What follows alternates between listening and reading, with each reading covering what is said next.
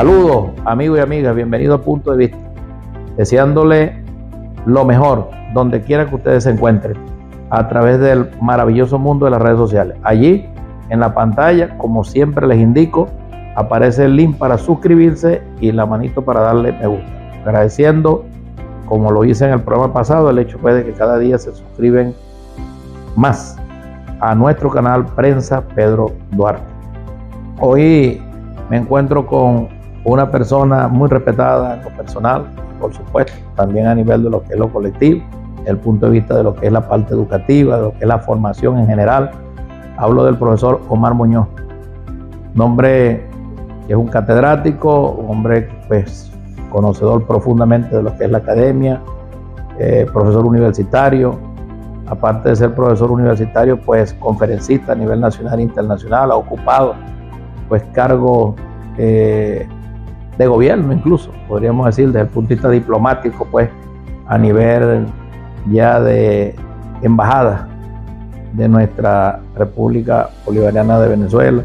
Y bueno, hablar del currículo o de la hoja de vida del profesor Omar Muñoz es bastante extenso. Pero hay algo muy importante en todo esto, aparte de ello, también asesora pues con esa tremenda sabiduría y todo lo que es ese conocimiento, esa grandeza, ese don grande que Dios le ha dado de tanto conocimiento y tanto libro y tanta formación, pues todos los estudios que también tiene a nivel internacional, incluyendo Chile, ¿no? Asesora también pues de una u otra forma a algunos gobiernos hermanos, ¿no? Y en el día de hoy vamos a hablar de lo que es la gestión pública. Un tema sobre el cual, por supuesto, pues es una maravilla escucharlo, exponerlo, bien sea como profesor, bien sea en una conferencia, etcétera. Y hoy quisimos aprovechar estos minutos con el profesor Omar Muñoz, dándole la bienvenida a Punto de Vista. De una vez lo dejo en el uso de la palabra, profe, para que hablemos de la gestión pública. Les reitero la bienvenida y aprovecharle estos minutos para que hablemos un poco de eso tan hermoso, que es la gestión pública y de lo que se entiende por gestión pública y cómo llevar una gestión pública. Bienvenido, profe. Gracias, Pedro, gracias por la invitación, el equipo que te acompaña. Sí, realmente creo que a todos nos debe ocupar la gestión de lo público. Al final, no existe aquel que reclama, por ejemplo, la primacía de lo privado en cualquiera de los aspectos dentro de la economía, tiene una visión muy limitada. O se parte de una visión limitada cuando se quiere segregar lo público. Y es limitada porque toda acción tiene un impacto público, toda acción humana, salvo por supuesto lo estrictamente privado, lo que se practica dentro del hogar. Pero al final es lo público lo que hace sentido de lo humano. No somos seres individuales como algunos presumen o pretenden encasillar la gestión del humano, porque somos seres sociales. Nadie viene de lo absolutamente solo. El lenguaje nos delata como seres sociales. El lenguaje es quizás la primera manifestación más evidente o la manifestación más evidente de nuestra condición social, que va más allá de uno mismo. Y la acción de la gestión de lo público tiene que ver con la manera como nos ordenamos, como nos organizamos desde tiempos inmemoriales. Nuestra vida social no comenzó en 1492, como muchos pretenden también, en una visión eurocentrista de la historia de la humanidad. Nosotros como pueblo tenemos referencias de organización social, de organización política, de sistemas de protección, de salud, de producción artística, mucho antes de la llegada de los españoles a esta tierra. Sin negar la presencia de los españoles, solo que esa presencia de los españoles sirvió o ha servido para ocultar lo que éramos, ¿verdad? Y lo que ya estaba. Sirvió para ocultar y muchos de una manera complaciente se plegaron a eso, a ocultar. Y en vez de solapadamente de hablar de descubrimiento, como pretenden, todavía pretenden que nos cataloguemos así, yo creo que hay que hablar de encubrimiento. Se encubrió unas formas de vida, se encubrieron formas de organización, como decíamos antes. Entonces, lo público comienza porque rescatemos esto, y hay aparatos ideológicos que hacen posible que eso se rescate, y es la educación. Así como la educación ha servido para ocultar lo que fuimos, y ha servido para ocultarlo porque han habido intereses en crear unos sentidos de lo común desde la negación de lo que fuimos. Entonces se han construido líneas de construcción de discursos, de una narrativa que nos niega. Incluso hay quienes negaban hasta la condición humana, de que éramos humanos. Y en eso se sintieron, se conformaron algunos conceptos que terminaron por tener validez y por hacer legítimas los privilegios que se desprendían para las élites desde esa visión. Lo nuestro no sirve, lo nuestro está... Y eso se muestra en la manera como gerenciamos lo público. Ahí podemos hablar, profe, del elemento cultural, ¿no? Totalmente. Fuertemente, Pedro. Incluso del paradigma que se creó, ¿no? Y que yo creo va muy ligado al tema cultural. Usted hablaba ahorita de lo cultural, muy ligado a la educación. Totalmente. Lo cultural ha servido, esa visión de lo cultural, por ejemplo, para negar la presencia de la mujer. Exactamente. Es uno de los elementos que se rescata. Aquí se desconoce, no se plantea ni siquiera en los pensum de estudio, al nivel más elemental, que habían sociedades donde predominaba la presencia femenina en la organización social. Bueno, los Wayuu, por ejemplo, la línea matriarcal define los límites de la familia, se define a partir de allí y se ve como algo que no se estudia ni siquiera. La mayor parte de nuestra población desconoce esos mandatos. Ese predominio queda demostrado de lo femenino en las respuestas arqueológicas, por ejemplo, las divinidades, los registros pictóricos que hay, la fortaleza de lo femenino, la ausencia de guerras, la ausencia de límites amurallados, registros de estatuas y celebraciones femeninas, el culto a la armonía de la tierra y cómo se ha transfigurado en agresiones y donde lo femenino ha bordeado temas degradantes por industrias que han convertido todos esos derivados en negocios, pues,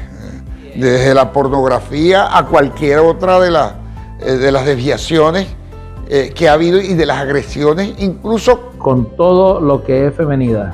Con todo lo que es femenidad. Algo tan hermoso, algo tan lindo, algo tan bello como lo es, pues, incluso lo femenino, la dama, y llegar hasta el punto, por lo menos hablándolo de ese aspecto, y llegar hasta el punto, pues, de colocarla como una especie de objeto. Llega un momento, ¿no? Quería agregar aquí, profe, en el marco de lo que usted está planteando, alguien decía por allí que depende de quien escriba la historia. El que escribe la historia se convierte, es decir, yo he dicho en algunas conversaciones donde hemos estado juntos, que hasta en algún momento yo llegué a pensar, y creo que quizás vos no tuviste tanto esa influencia por razones de edad, pues. Pero a mí me formó en la visión internacional el Observador Criolé. El Observador Criolé era un aparato de reproducir. ¿Vos lo captaste? ¿A vos te tocó? Sí, ajá. Ajá. Bueno, y llevo 20. El Observador Criolé me hizo creer a mí que los aborígenes norteamericanos eran culpables de la invasión. Que salían cuando había ese enfrentamiento entre los ejércitos, el ejército de ocupación inglés que se apropió del territorio norteamericano, yo pensaba que tenían razón los ingleses que peleaban contra los indios, contra los aborígenes norteamericanos, porque los aborígenes norteamericanos los querían invadir. Y resulta que después de esos 8, 9, 10 años, nadie me contó que no era así. Después uno se entera de que son los invasores, son los ingleses que desplazan y ocupan el territorio que no era de ellos, que era de... Hay un documental, profe, muy interesante, que algún día haremos un programa sobre eso, y se llama Venezuela Oil Company. Es decir, con la llegada de la transnacional no solamente fue que llegó el tema tecnológico de la transnacional, sino también una cultura. Claro, llegó una cultura, fuerte, y que va en el marco de lo que usted plantea. Y que si nuestros dirigentes, es decir, podríamos nutrirnos de otro, porque no estamos cerrados, solo que no podemos negar lo nuestro. No podemos negar lo nuestro. Y esos vinieros llegaron con el espíritu imperial de someter, de promover. Y entonces su riqueza se conformó desde el esclavismo, desde la apropiación del territorio, desde la apropiación de los recursos. Entonces África está sufriendo, nosotros lo hemos sufrido. Ahora, ¿cómo articulamos esto con la gestión de los públicos? Bueno, porque hay recursos que pertenecen a un territorio que deben ser usados, distribuidos, administrados en beneficio de todos. Y hay quienes creen, hay tesis que se debaten en las academias, que se debate en una ciencia que es ideología de la economía. La economía se presenta como un aparato ideológico a favor de los privilegios, donde dicen que eso tiene que ser privatizado y usado en beneficio de aquellos que cerca del poder se apropian.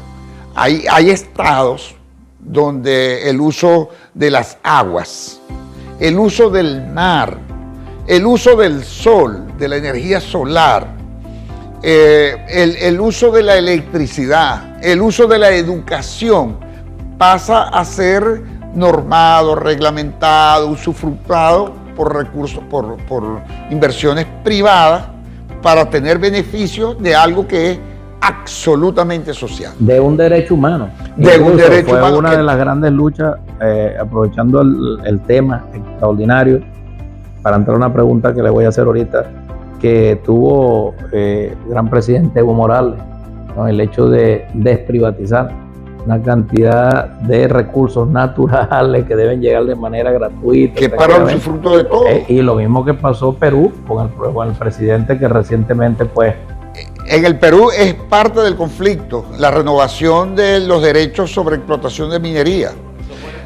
Picaron adelante para que no llegara a eso. Habrá que agregar, Pedro, para ser congruente con la visión que nos da la ciencia, que nos da la academia, es que toda acción de gestión de lo público tiene que ser ejercida frente a un control sobre la gestión pública, un control político sobre la gestión pública. Tienen que haber mecanismos para que el control político de la gestión de lo público pueda ser ejercida. ¿Por quién? Por los ciudadanos, desde los órganos del territorio, desde el poder popular, cubriendo todas las instancias. Por ejemplo, nosotros en Venezuela tenemos un código de ética para el servidor público. Ese código de ética tiene que ser observado en todas las dimensiones del ejercicio del control público, del ejercicio de la gestión de lo público. Y los más idóneos tienen que estar en esa supervisión. Y tienen que estar en la supervisión. Profesor, hay algo que en el marco de la gestión pública, usted sabe que la economía tiene un grave problema, que es satisfacer, siempre se ha dicho de manera sencilla, satisfacer necesidades que son ilimitadas con recursos limitados, ¿no? En el tema de la gestión pública nos encontramos a veces con esa realidad, a veces no siempre, con una realidad bastante compleja. Usted introdució ahorita elementos como la justicia, la equidad, por supuesto la transparencia, honestidad, todo esto, que va en el marco también de este código de ética. Pero ¿cómo hacer con la gestión pública en el marco de tantas necesidades y tan pocos recursos? Pedro, ese es un mito.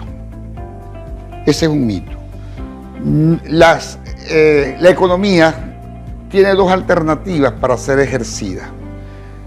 Como lo han definido liberales y neoliberales, como lo definen ellos, que la definen como la ciencia que te ayuda a la obtención de beneficios, que te lleva a la obtención de un beneficio, legitima la necesidad de un beneficio, o como se define desde una visión más amplia, la economía es la ciencia para afirmar la vida, para satisfacer las necesidades que te permitan vivir. Si nosotros observamos lo que se produce y lo que se distribuye, no podemos estar conformes con saber que buena parte de todo lo que se produce, la mayor parte, casi absolutamente el valor más elevado de que se pueda distribuir lo que se produce, queda en pocas manos. Entonces el problema no es la limitación para saberlo, sino cómo se distribuye lo que se produce. Ahí entra lo que decía la gran premio Nobel de la Paz, Roberta Mechú, que también lo dicen muchas encíclicas papales, encíclicas pues, de la Iglesia, el hecho de la paz, pero con justicia social. La paz con justicia. No puede haber justicia social mientras ya está desigualdad. Como lo decimos nosotros en la Constitución nuestra, como se ha discutido y como lo niegan los que le hacen propaganda ideológica a la preeminencia de los privilegios. Entonces, porque los que se muestran poder, que no se preguntan de dónde sacaron ese poder económico. Entonces, llegamos a un límite, que el poder no es solo económico, no solamente es la fortaleza económica de las tierras que usurparon o del trabajo, lo que se expropia aquí todos los días. Cuando te pagan un salario te están expropiando lo que no te dan, porque te dan una parte del valor que produjiste, el resto se lo apropia, te expropian lo que tenéis. Ahora, ¿qué ocurre en ese proceso? Que hacen creer a través de distintos mecanismos, ¿verdad? Donde están los medios de comunicación, hoy en día en forma acelerada, donde un mensaje se puede repetir 1 millón de veces en menos de 1 minuto. Entonces hacen repetir cosas como, por ejemplo, como que la señora Madonna es una defensora de los derechos humanos. Y viene aquí y hay gente que se lo cree. Y entonces te usan instrumentos de entretenimiento como la entrega de los Oscars o cualquier premio para que una celebridad de esta dé mensajes en contra de un país, por ejemplo Venezuela, ¿verdad?, que está respetando el derecho humano de tener vivienda.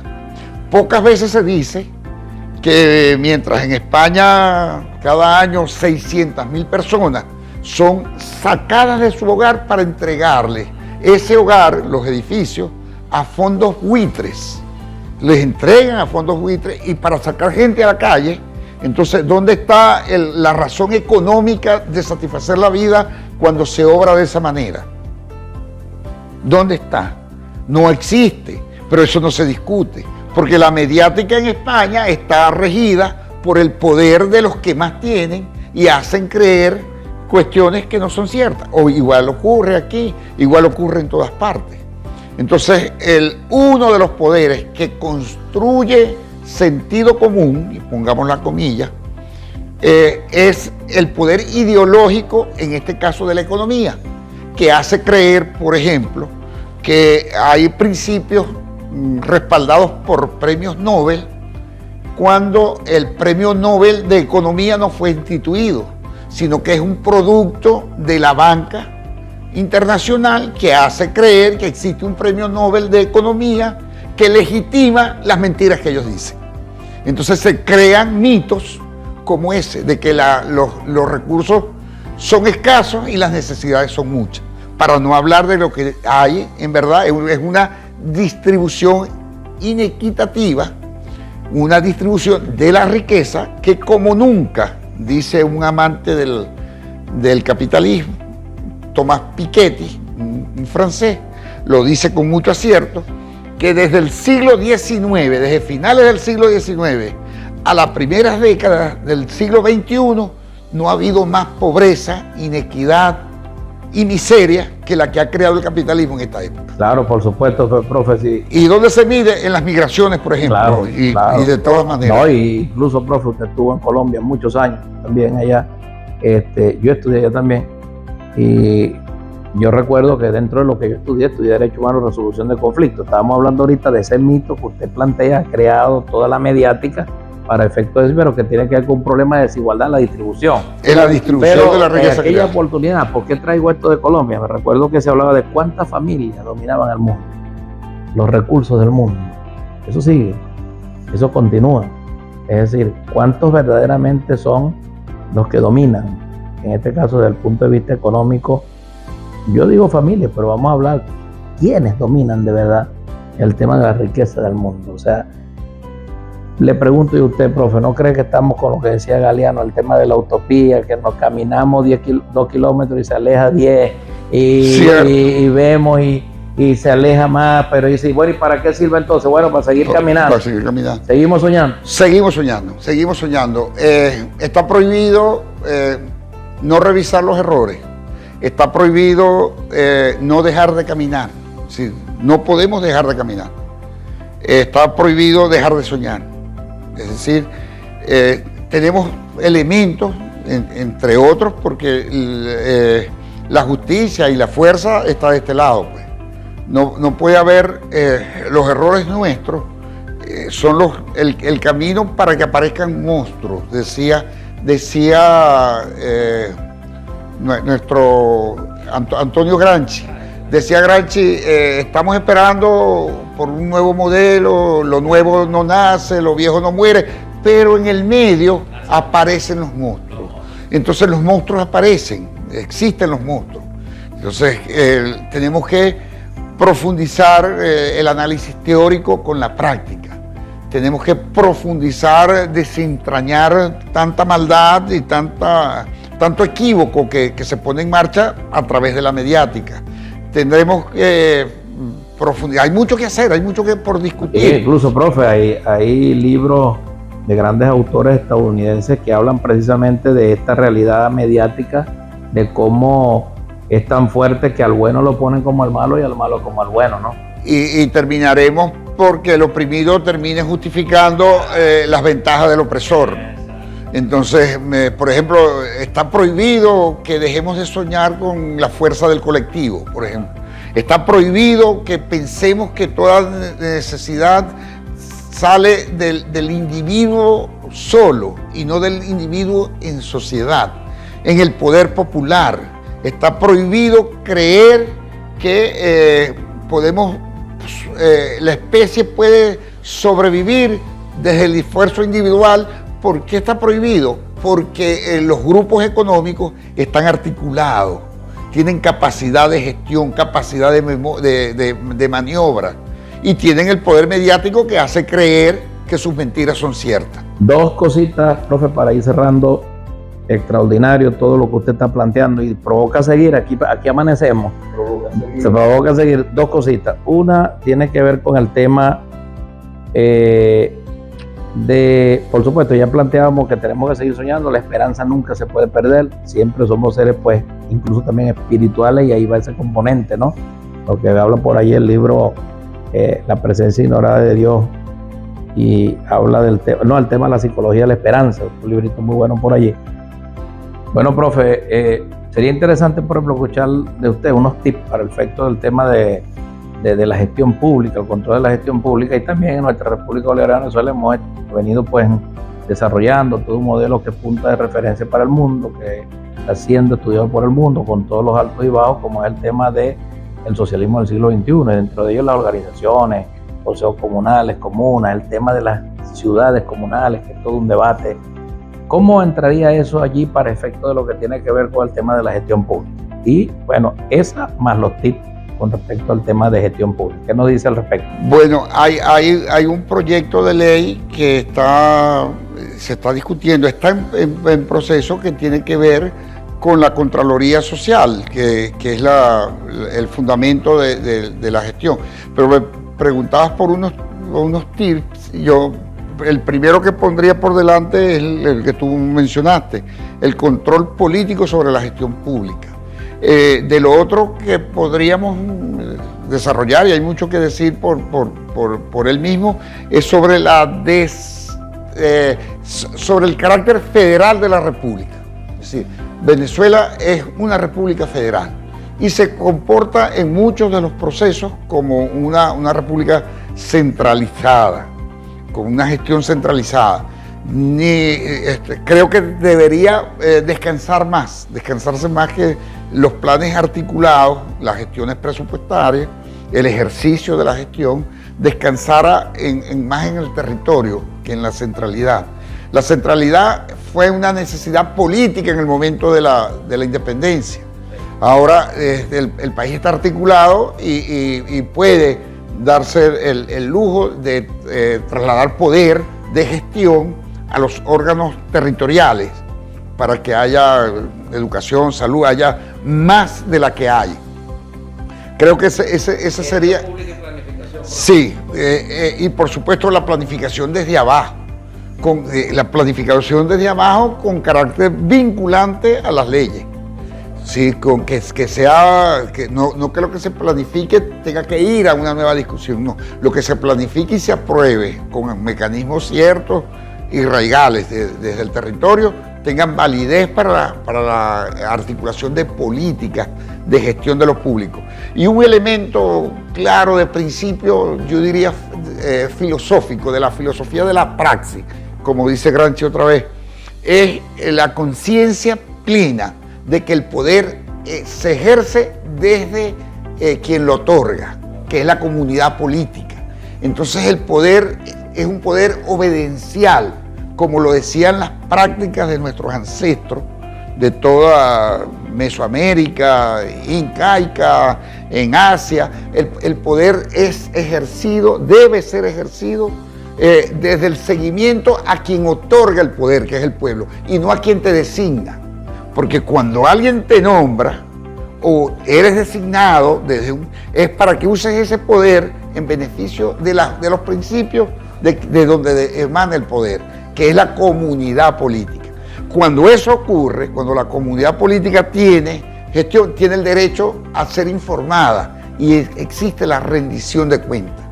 Porque cuando te designan y crees que eres por sí mismo la fuente del poder, el que te designó, y el usufructuario del poder eres tú, no sientes obligado a rendirle cuenta a ninguna comunidad.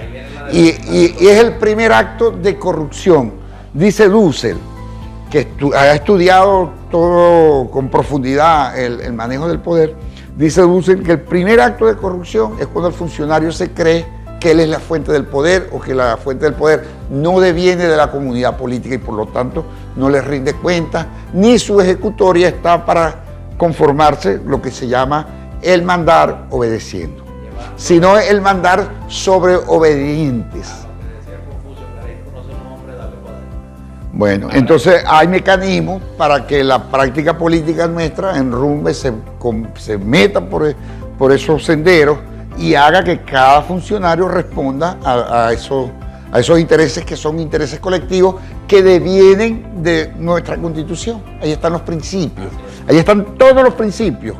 Y si faltara algo, habría que desarrollarlo desde la Constitución. Así es. Sí. Todo el contenido programático se desarrolla desde la Constitución. Desde la Constitución y nos sentimos amparados para que ahí están. Entonces el funcionariado público deben haber garantías desde el partido político, desde las comunidades políticas, para que eso se enrumbe de esa manera. Bueno, agradecido, profe. De verdad que doy gracias a Dios por este programa y agradezco la gentileza de haber apartado este espacio en su apretada agenda para hablar de una manera pues tan dinámica de algo tan extraordinario como es la gestión pública. Y bueno, de verdad que quedamos allí como que porque de cada uno de estos aspectos pues como para un programa. Así que Dios le cuide, profe. Saludos a su familia, a todos, desde Cabima, Estado Zulia, República Bolivariana de Venezuela. Salió este programa con el profesor Omar Muñoz. Y donde quiera que usted se encuentre, le deseo lo mejor. Nos vemos en otro punto de vista.